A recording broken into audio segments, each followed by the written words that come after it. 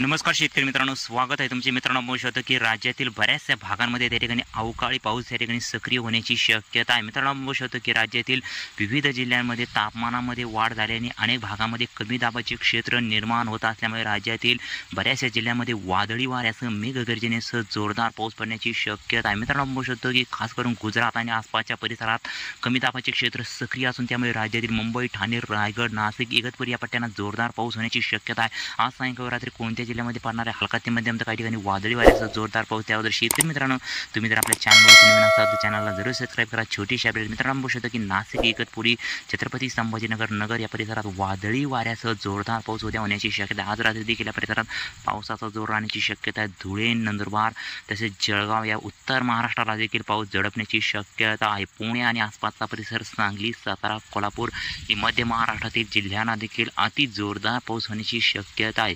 तसेच मित्रांनो, बघू शकतो की इकडे विदर्भात मात्र हलका ते मध्यम पाऊस होण्याची शक्यता. या परिसरात देखील पाऊस वाढण्याची शक्यता आहे. मराठवाड्यात देखील येत्या 1 ते 2 दिवसामध्ये वादळी वाऱ्यासह जोरदार पाऊस होण्याची शक्यता आहे. खास करून बघू शकतो की बीड, अकोला या परिसरात देखील जोरदार पाऊस होण्याची शक्यता आहे. परंतु खास करून जळगाव, नाशिक, इगतपुरी या पट्ट्यांना जोरदार